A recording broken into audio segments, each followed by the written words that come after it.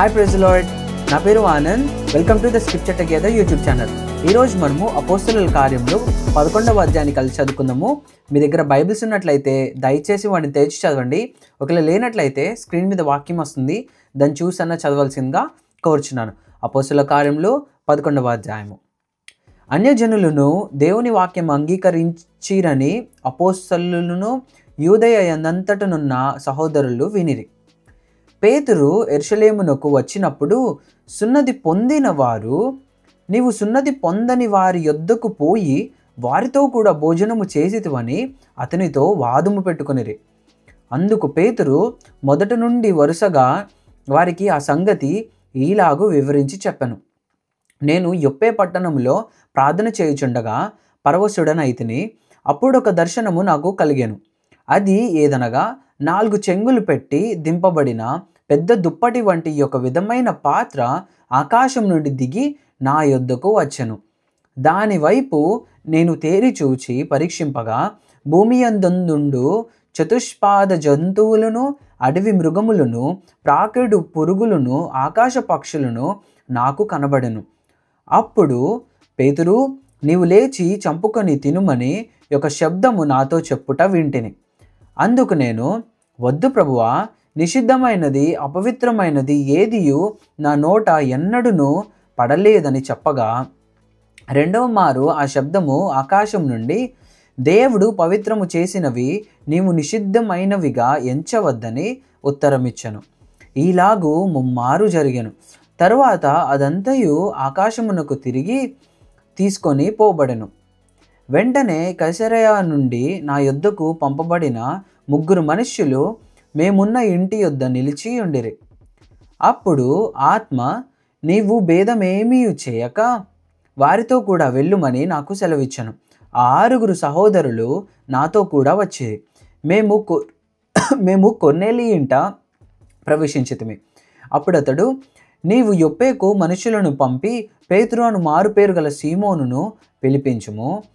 నీవును నీ ఇంటి వారందరూ ఏ మాటల వలన రక్షణ పొందుదురో ఆ మాటలు అతడు నీతో చెప్పునని తన ఇంట నిలిచి తనతో చెప్పిన యొక్క దేవదూతను చూచిన సంగతి మాకు తెలిపాను. నేను మాట్లాడనారంభించినప్పుడు పరిశుద్ధాత్మ మొదట మన మీదికి దిగిన ప్రకారము వారి మీదికి దిగెను. అప్పుడు యోహాను నీళ్లతో బాప్తిసం ఇచ్చెను గాని మీరు పరిశుద్ధాత్మలో బాప్తిస్మము పొందుదురని ప్రభువు చెప్పిన మాట నేను జ్ఞాపకము చేసుకొంటిని.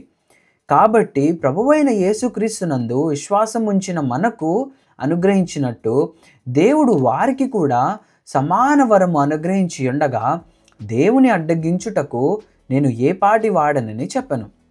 వారు ఈ మాటలు విని మరేమీ అడ్డము చెప్పక, అట్లయితే అన్యజనులకును దేవుడు జీవార్థమైన మారు మనసు దయచేసి ఉన్నాడని చెప్పుకొనుచు దేవుని మహిమపరచిరి. స్టెఫెను విషయములో కలిగిన శ్రమను బట్టి చెదిరిపోయిన వారు యూదులకు తప్ప మరి ఎవనికిని వాక్యము బోధింపక ఫెనీకే, కుప్రా, అంతియొకయ ప్రదేశముల వరకు సంచరించిరి. కుప్రీయులు కొందరును కురేనీయులు కొందరును వారిలో ఉండిరి. వీరు అంతియొకయకు వచ్చి గ్రీసు దేశపు వారితో మాట్లాడుచు ప్రభువైన యేసును గూర్చిన సువార్త ప్రకటించిరి. ప్రభువు హస్తము వారికి తోడయ్యుండెను గనుక నమ్మిన వారనేకులు ప్రభు తట్టు తిరిగిరి. వారిని గూర్చిన సమాచారము యెరూషలేములోనున్న సంఘపు వారు విని బర్నబాను అంతియొకయ వరకు పంపిరి. అతడు వచ్చి దేవుని కృపను చూచి సంతోషించి ప్రభువును స్థిర హృదయముతో హత్తుకొనవలెనని అందరినీ హెచ్చరించెను. అతడు పరిశుద్ధాత్మతోనూ విశ్వాసముతోనూ నిండుకొనిన సత్పురుషుడు. బహుజనులు ప్రభువు పక్షమున చేరిరి. అంతటా అతడు సౌలును వెదుకుటకు తార్సునకు వెళ్ళి అతనిని కనుగొని అంతియొకయకు తోడుకొని వచ్చెను. వారు కలిసి 1 సంవత్సరమంతయు సంఘములో ఉండి బహుజనములకు వాక్యమును బోధించిరి. మొట్టమొదట అంతియొకయలో శిష్యులు క్రైస్తవులు అనబడిరి. ఆ దినములయందు ప్రవక్తలు యెరూషలేము నుండి అంతియొకయకు వచ్చిరి. వారిలో అగబు అను ఒకడు నిలవబడి భూలోకమందంతటా గొప్ప కరువు రాబోవుచున్నదని ఆత్మ ద్వారా సూచించను. అది క్లౌదియా చక్రవర్తి కాలమందు సంభవించను. అప్పుడు శిష్యులలో ప్రతివాడును తన తన శక్తి కొలది యూదయలో కాపురమున్న సహోదరులకు సహాయము పంపుటకు నిశ్చయించుకొనెను. అలాగున చేసి బర్నబా, సౌలు అను వారి చేత పెద్దల యొద్దకు దానిని పంపిరి. దేవుడిచ్చిన వాక్యము దీవించును గాక. ఆమెన్.